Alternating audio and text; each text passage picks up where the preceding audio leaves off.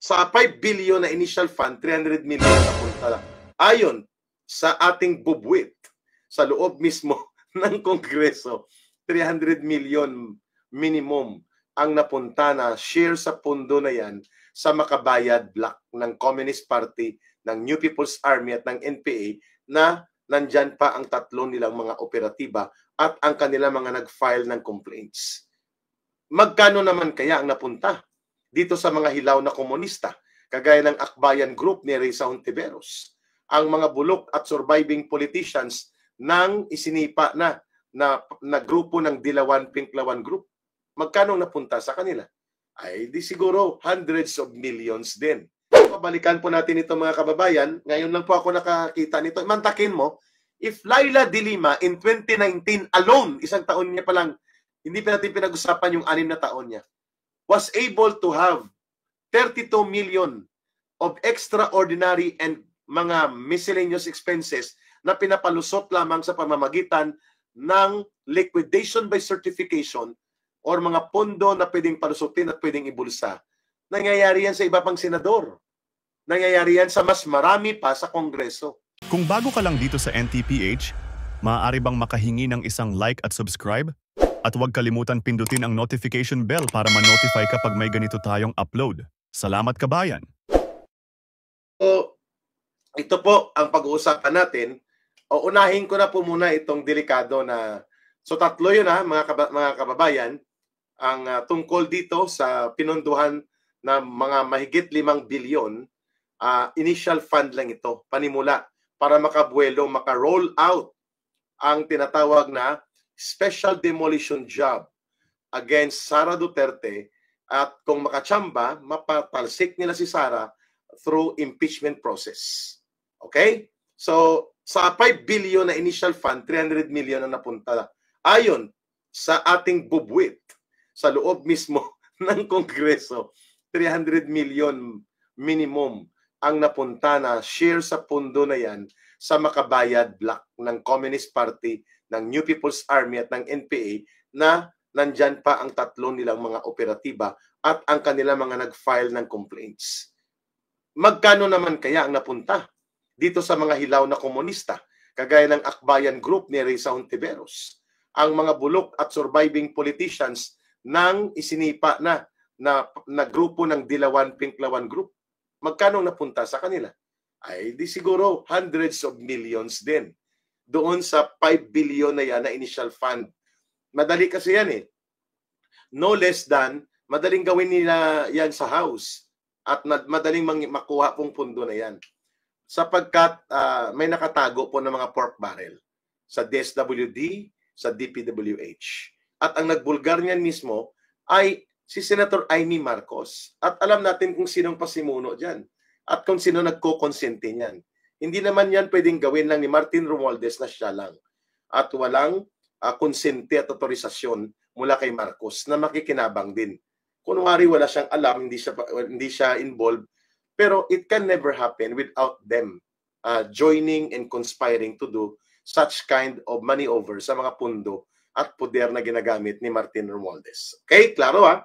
Number 2, yung ating pag-uusapan, itong mga palusot na mga pundo na hindi napapansin at takot ang Commission on Audit na busisiin. Kasi maraming senador ang tatamaan. At marami dyan nagmamagaling na mga senador like Reza Hontiveros at pati si Laila De Lima na nagmamagaling din na consultant advisor ngayon dito sa isang grupo na nagmamaniobra ang mga hilaw na komunista at mga surviving bulok politicians ng tinatawag na Pinklawan Dilawan, ay mayroon din pong dapat ipaliwanag saan napupunta po yung mga pera nila. At mga travel lang ng kanyang staff, napakalaki ha, mga 7 million ang travel ng staff. Yan, saan napupunta ito?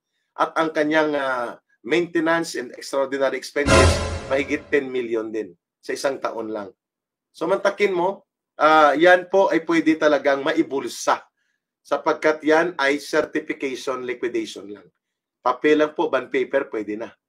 Klaro tayo dyan ha. At hindi lang po yan si De Lima, pati sa lower house, pati ang mga komunista, yes, na mga operatiba at yan po ay pwedeng gamitin sa pagbili ng armas, bomba, bala, pagre-recruit, at mga kung ano-ano pang pwedeng gawin upang atakihin ang gobyerno, and later on, tayo rin po ang nagagawa ng ating paghuhukay ng sariling libingan natin sapagkat pinupunduhan mismo natin mula sa loob ng Kongreso ang CPP, NPA, NDF sa maskara na ginagamit nila itong mga party list nila.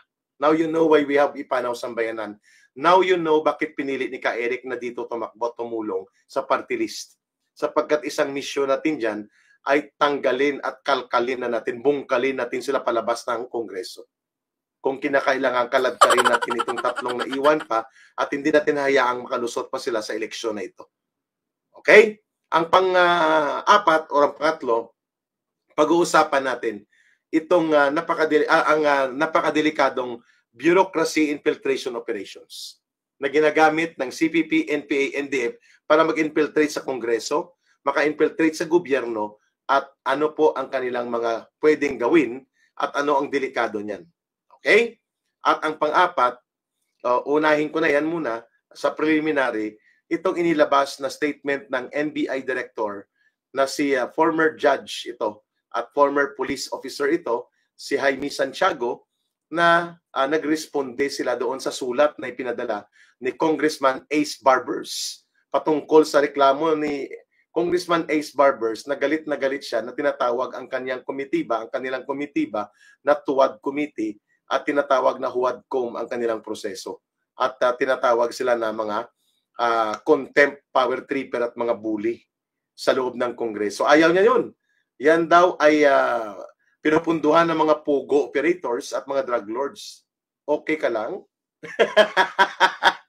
Pogo at mga drug lords. Ang karapatan ng mamamayang magpahayag, ang karapatan ng mamamayang pumuna, pogo at drug lords ang nagpupundo. My goodness. What happened to this country? Ano na tayo mga kababayan? Panahon na ba ng pananakop ng Hapon at mga Espanyol muli sa Pilipinas? At dapat iurong ang dila natin at mga paninindigan natin para pumuna at magkaroon ng pananaw at paninindigan tungkol sa nagaganap sa ating bayan, sa ating pamahalaan? Dahil tayo ay pwedeng kasuhan, imbestigahan ng NBI, patawag? My goodness! Grabe, terrible. What a kind of an abusive mind we have among politicians like this one, itong pinadala na sulat ni Ace Barbers at inaktuhan ngayon ng NBI at tinatakot ang mga vloggers, tinatakot ang mamamayan at pati na po ang gumagamit ng social media. Dapat ma-remind yan si Congressman Ace Barbers na ang kanyang kapangyarihan at posisyon ay hiniram niya sa taong bayan. At huwag siyang maging balat sibuyas kapag kinomentaryohan siya sapagkat yan ang pinili niyang buhay at kabuhayan, ang maging politiko. Ganyan din po mangyayari kay Eric pag napasok tayo sa Kongreso. Sakali man, although malayo-layo po yung lalakbayin natin, we need 1.5 million votes sa party list para siguro makonsider na makakuha tayo ng 3 seats. Kasi number 3 nominee lang po ako. Kapag kami po o ako ay naging bahagi ng public office, lalo na pag elected ka,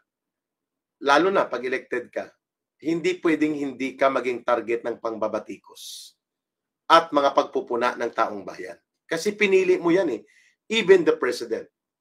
Ito rin po ang ginagawa namin sa CPP, NPA, NDF. Tinatawag namin mga pasista, berdugo, mamamatay tao, kurakot, diktador. O bakit hindi kinakasuhan yan ng mga inciting to sedition? O bakit hindi sila inuhuli? Nasa loob pa nga ng Kongreso yung operatiba nila at umaatake pa sa mga resource persons and even sa Vice President. So ano na pong nangyari sa bayan natin, mga kapatid, kung ganito pong patutunguhan natin palagi? I hope the NBI would be prudent enough to exercise propriety sa kanila. Ayusin po nila na wag pong gamitin itong sulat ni Congressman Ace Barbers para po mag-create ng pressure points, mag-create po ng atmosphere of intimidation and threat against every well-meaning citizen sa ating bansa, sa mamamayang Pilipino na nagnanais lamang magpahayag ng kanilang saloobin. Unless inaamin na mismo ni Ace Barbers at ng NBI na nasa kuko ng pagsakmal na tayo ng diktadura o ng authoritarianismo kapareho sa panahon ng lumang martial law without the declaration of formal martial law. Di ba? So yan po, the moment we fail to exercise or we begin to fear, matakot tayong exercise ang ating karapatan sa responsableng pamamaraan, including lalo na ang free speech at ang freedom of expression sa responsableng pagpupuna at interaksyon ng mamamayan sa kanyang pamahalaan, ang ating mga kalayaan at iba pang karapatan ay tiyak na mawawala. The price of freedom is vigilance. Tandaan po natin yan, mga kababayan. Nandyan na si Hemsworth Riza, si Tita Riza Jones. Sa haro po ito, pinsan ng father ko. So, yun po mga kapatid, ha? Malinaw po ang ating pinaghuhugutan dito. Naranasan ko po yan. Thank you, Evelyn Suela, sa mga nagpapakulay. Naranasan ko po yan kung paano illegally ma-detain sa Kongreso. Kung paano po sagkaan ang karapatan kong magpahayag, mag-explain, at kung paanong tratuhin ka bilang kriminal at wala kang karapatan, hindi ka naman suspect, hindi ka nga convicted, resource person pa naman din ang tawag sa iyo. So malinaw tayo dito, mga kababayan, mga kapatid. Napakadelikado po itong ginagawa ng sulat ni Ace Barbers. Sapagkat dapat din po maging responsable ang mga vloggers, ang media man, ang mga nagsusulat sa dyaryo, ang mga nagsasalita at mga anchors. Pero may batas po para dyan na tinatawag libel, cyber libel, o kaya defamation. May mga batas po yan. Pero yung sulatan mong NBI at sabihin na posibleng pinupunduan ng mga pogo operators at ng mga drug lords and drug syndicates, ang mga vloggers, para atakihin ang Kongreso, atakihin ang kanilang komitiba, aba, ibang usapan yon. Sapagkat yan po ay pangbubusal, pananakot, at paggamit ng puder ng hindi naaayon sa tama at responsable na para sa kapakanan ng mamamayan. So malinaw po tayo dyan na pumupuna tayo. At doon din po tayo sumasang-ayon na dapat hindi tayo nagmumura. Hindi po tayo nang aalipusta, pero hindi rin po tayo nagpapakalat ng fake news o ng mga kasinungalingan. Tama po yan. Pero hindi rin po tayo dapat tinatakot na tinatrato tayo ng ating motibo ay malisyuso palagi. The elements or one of the elements of libel is intent of malice. Yung pag-impute ng malice, no? So pangalawang punto natin, babalikan ko pa rin ito itong 300 million ay hindi po malayo na totoo ito. Sapagkat ito rin ang nakuha nating impormasyon last year. Pagkatapos silang mag-meeting, ang grupo ng Kamatayan Party List, yung Makabayad Bloc, at mga urban operatives ng CPP, NPA, NDF na expose ko na ito noong last year kay Martin Romualdez, ay lumabas din po ang panawagan na nagkaroon sila ng 300 million pesos din na suporta, projects and other incentives. Ito na naman ngayon, panibago sa kanilang bogus at basura, mapangwasak na impeachment maneuver and complaints against kay Vice President Sara Duterte. At kung bakit kayon, nakakuha na sila daw ng mahigit 60 na, more than 60 signatories na para po maabot nila ang 103, minimum 1/3 na mag-endorse ng kanilang complaints. No, magbi-break sila sa December 18. Tingnan natin kung anong mangyayaring kasunod kasi nagsalita na dito ang Iglesia ni Cristo. At alam ko nakamasid na rin ang Roman Catholic Church dito kung ano mga kaganapan nito. Earlier last week, nagsalita na dito si Cardinal Advincula. Siya po ang pinunong arsobispo at namumunong kardinal sa Archdiocese of Manila. So it's an influential position that can also have a position dito sa magaganap na kapulungan ng Catholic Bishops Conference of the Philippines o CBCP. Ang pagkakaalam ko, that would be first week of January yan ginagawa. So, bantayan natin po ang ganitong kalagayan sapagkat if Mr. Marcos Jr. is really true to his words na hindi niya susuportahan at hindi niya ini-encourage ang mga ganitong kaguluhan pang politika na alam natin nagsimula yan sa ambisyon at maniobra ng kanyang pinsan na si Martin Romualdez at paggamit ng attack dog at mga pitbull nila at mga Rottweiler at mga Doberman kagaya nila Franz Castro, nila Laila de Lima at ng mga grupong komunista at mga hilaw na komunista, lahat yan matitigil naman kung prangkahin niya na at kanyang sitahin ang kanyang pinsan sa ganitong nangyayaring ito, mga kababayan. So abangan natin yan. The 300 million na sinasabi dito ay bahagi po ito ng 5 billion. Ibig sabihin, pinunduhan din po ang akbayan. Pwede rin po yan, totoo. At pwede pong grupo nila Laila de Lima. Ito rin po ang laman ng kolom ng dating kadre kagaya nung kabataan niya at naging ambassador at naging mataas na opisyal sa panahon ni Gloria Macapagal Arroyo bilang Pangulo. Ang kanyang Presidential Management Officer na si Ambassador Bubi Tiglao. Ito rin pong binabanggit niya na ang mga taong ito, lalo na itong Makabayad Kamatayan Bloc, ay mga active communist urban cadre. At ang organisasyon nila ay ginagamit nila yan para sa pagbubuo ng kanilang natawag na cover and front operations para maka-infiltrate sa gobyerno.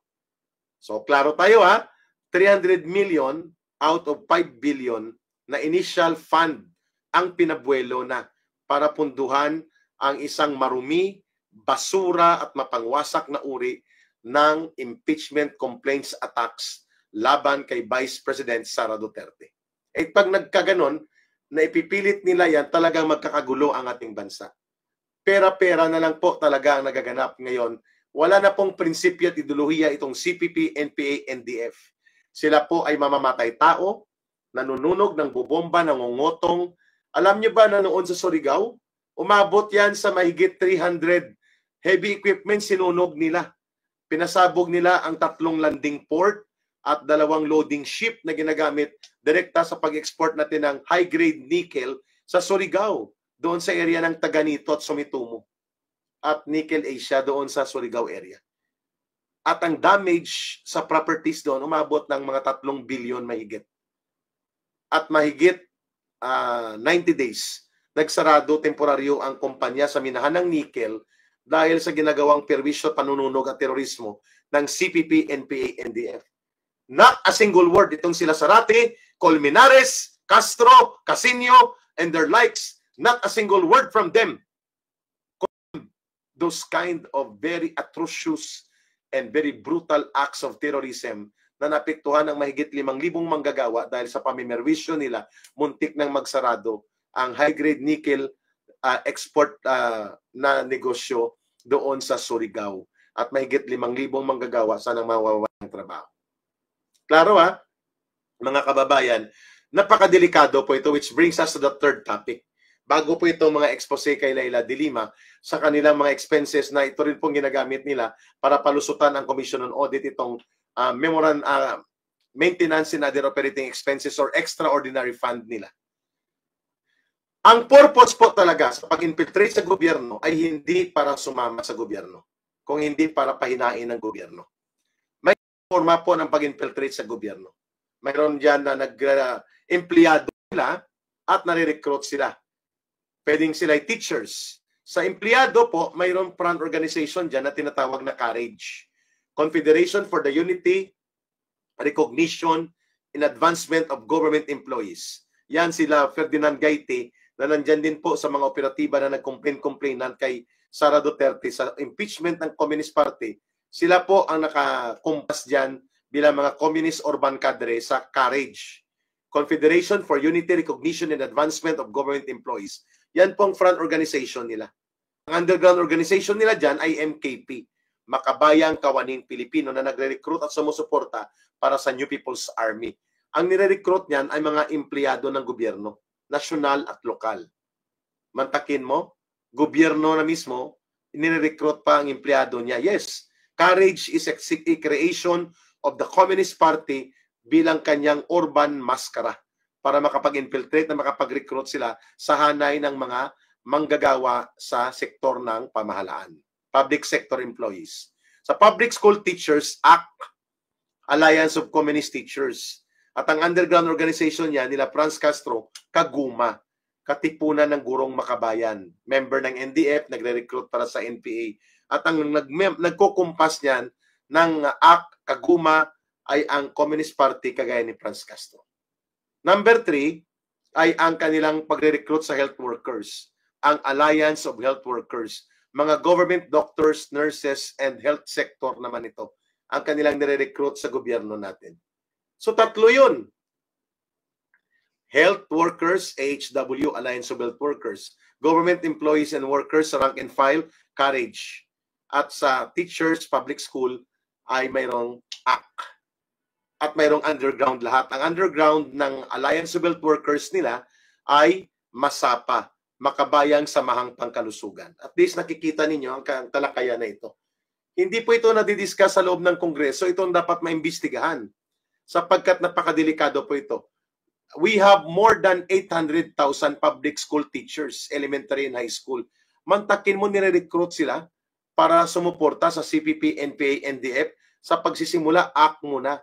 Tungkol muna sa mga union dues, tungkol muna sa mga welfare, salary standardization, chalk allowance. Yun pala, i-recruit sila papunta sa underground at pagsuporta sa NPA. Marami na rin po nagpatotoo nito. Diyan sa guilty na dapat pinapusasan din itong si Franz Castro at ang grupo ng ACT. Hindi dapat manalo yan sa Kongreso. Kasi may underground movement yan at nagre-recruit para sa Communist Party at sumusuporta para sa New People's Army. Klaro tayo. We have more than 800,000 public school teachers, elementary and high school. Mantakin yun, nire-recruit sila. Ano na lang ang mangyayari sa kabataan natin kung ma-recruit nila ng Communist Party front organization kagaya ng ACT at grupo nila Franz Castro? Ano ituturo nila sa mga anak natin? Gagawin nilang NPA?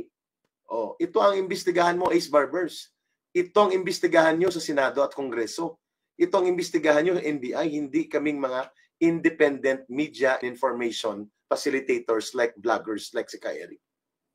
Klaro tayo dyan, ha?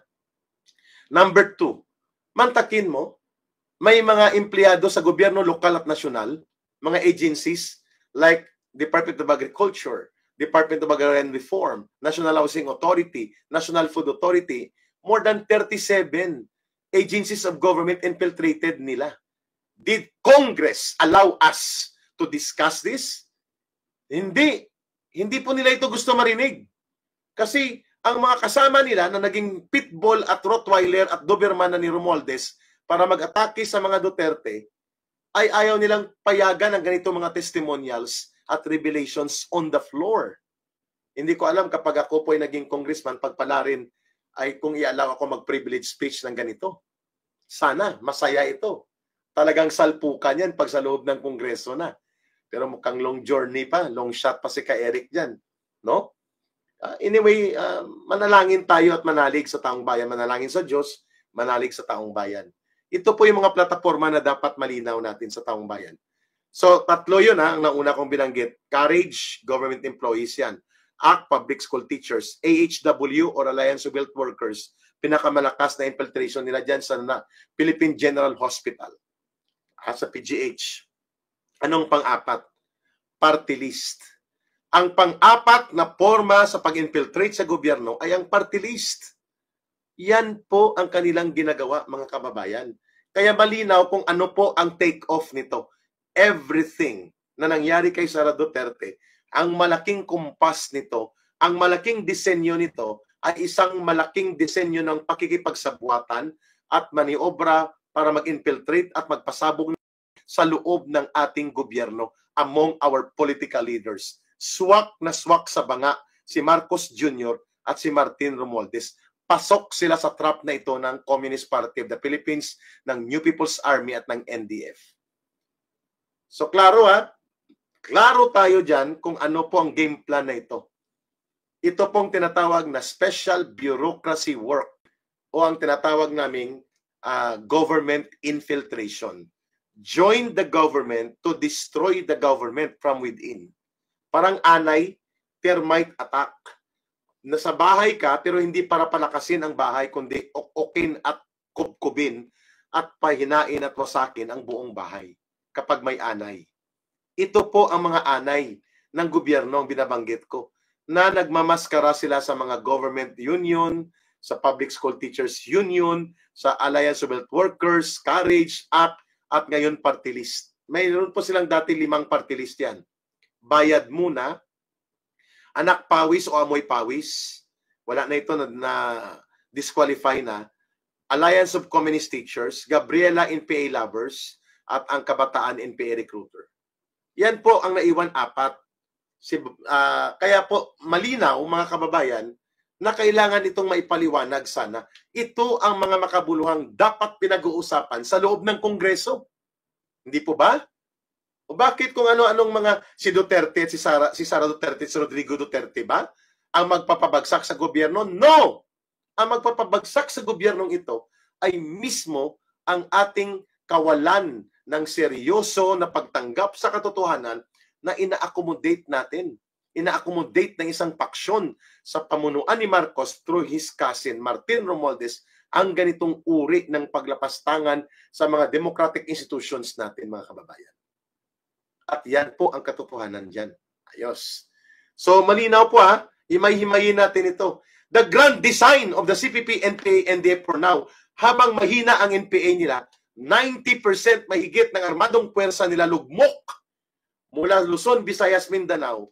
Nararamdaman na lang sila sa Bicol, portion ng Negros, at ganoon din po sa area ng Masbate, Sorsogon, at sa portion ng Panay area. No? Doon sa may area ng Central Front, sa may Tapas, Kalinog area, hanggang boundary ng Valderrama, Antique. Doon sila manaramdaman. So out of almost 92 or 94 guerrilla front area, na-reduce na po ito sa 6 or 4 na lang. At pati sa Samar, halos lugmok na rin sila doon. Although nandyan pa. Pero yung degree at ang capacity nila na magsagawa ng pananalakay, mag-overrun ng detachment, mag-overrun ng police station, o magpanunog ng kagaya ng sinabi ko sa Taganito sa Surigao, noong 2011, hindi na po ganun. So, klaro tayo mga kapatid, mga kababayan, kung ano po ang ating pinag-usapan. Ito po'y isang malaking bureaucracy infiltration operations. Okay. Number 4 at panghuling topic natin. Mga kapatid, ito na ang gusto kong banggitin. Balikan natin yan bukas sila. Ito po ang topic ko kanina na sinasabi ko ay may nakatanggap ako tungkol doon sa mga expenses ni Laila de Lima. Ito po. Basahin ko kasi hindi pa ako marunong mag-share. 2019 lang po ito ang na-record ni Laila de Lima. Basic salary niya sa isang taon, 3,123,918. Okay. Ipagpalagay natin, nakaharap siya sa kaso, so partida yon. Hayaan nyo na kasi may sahod siya dapat. Okay. Ito, basahin ko Senator Extraordinary and Miscellaneous Expenses, 10 million pesos. Ang iba, nakakatanggap ng 30 million, 50 million pesos. Depende kung ikaw ay malapit sa pamunuan o hindi. So 10 million kay Laila de Lima pa lang. Mantakin mo, ang pangalan pala nito, Senator Extraordinary and Miscellaneous Expenses. 10 million, 1 year pa lang. May ganito rin po ang kamatayan black party list nila at iba pa mga senador sa Kongreso. Sa House of Tambaluslos, mas marami po ito. Hindi nila ito binubulgar, hindi nila po ito sinasabi sapagkat ito po ay palusot ng mga pondo. Hindi po ito ino-audit ng COA ng totoo sapagkat liquidation by certification lang po ito. Travel for senators, local and foreign, 0. Nakakulong siya Travel staff, local and foreign, 7 million. Itong binanggit ko. Salaries and benefits of staff, 47 million. Pagpalagay natin, sweldo yan. Ito, meetings and conferences, 2 million mahigit. Professional fee and consultancy. Dito po ginamit ni Trillanes dati ang pag-maintain niya ng kanyang mga kinukuhang mga false witnesses. 10 million kay de Lima ang consultancy. Ibig sabihin, ginagamit din ito para palusutan ng pondo. Ang CPP, NPA, NDF gumagamit po ng ganitong style.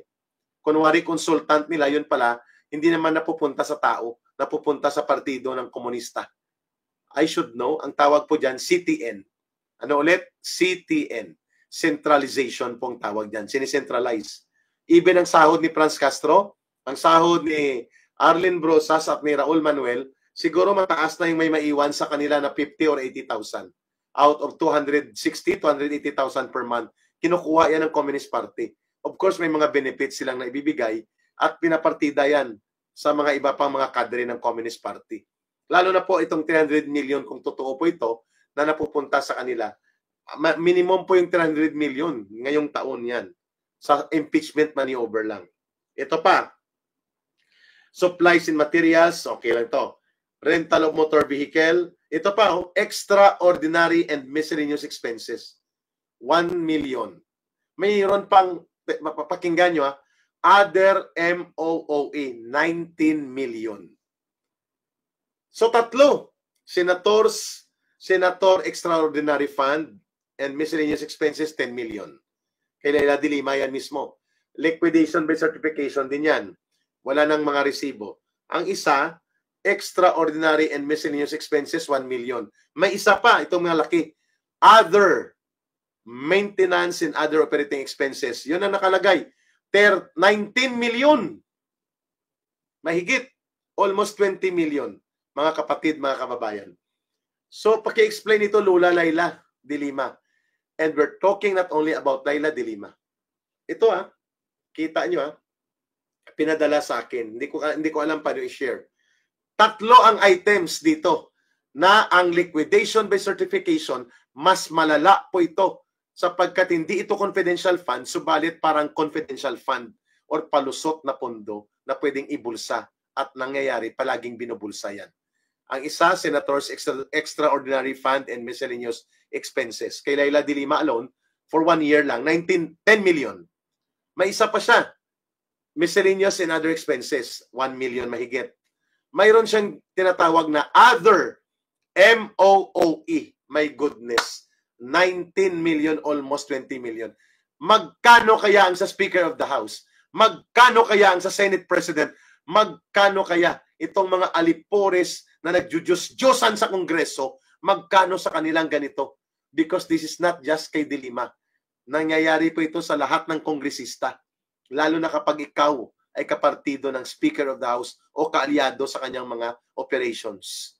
Magkano sa Senado? Ito po ang sinasabi ni Pangulong Duterte na kung mayroong pinaka-corrupt na institusyon, yung Kongreso isa yan. O, pag sinabi kong nandyan ang mga maraming kurakot, inciting to sedition yon?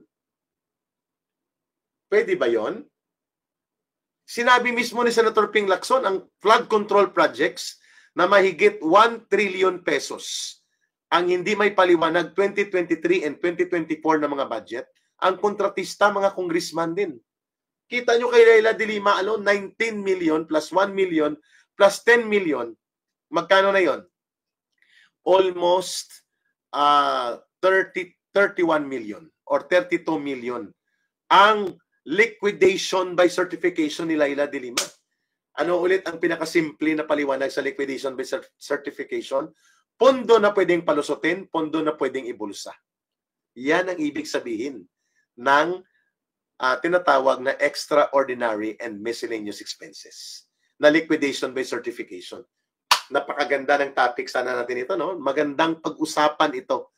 Please like and share ito. Babalikan natin yan sa episode bukas kasi bukas ng umaga, maaga pong alis ni Ka Eric, mag-join po ako sa inisyatiba nila Pastor Kibuloy at ng Kingdom of Jesus Christ at ng SMNI para po sa 131 Nation and Kalinisan Tatag ng Bayan project. Hindi ko na po babanggitin ang lugar for security reason, pero I will join them in an early morning travel. So, bukas babalikan po natin ito mga kababayan. Ngayon lang po ako nakakita nito. Mantakin mo, if Leila de Lima in 2019 alone, isang taon niya pa lang, hindi pa natin pinag-usapan yung 6 na taon niya, was able to have 32 million of extraordinary and mga miscellaneous expenses na pinapalusot lamang sa pamamagitan ng liquidation by certification or mga pondo na pwedeng palusutin at pwedeng ibulsa. Nangyayari yan sa iba pang senador. Nangyayari yan sa mas marami pa sa Kongreso. Ano pa kaya ang pondo na nawawala sa atin? So mga kababayan, kung kami po ba sa Kongreso at kami pa ibibigyan ng ganyan, susundin din po namin ang liquidation by certification. Kahit hindi po ako mag-number 1 nominee dyan at isa o dalawa lang makapasok, I will make sure na dapat i-report yan sa napunta ang ibinigay na miscellaneous and extraordinary fund para sa ipanaw sambayanan.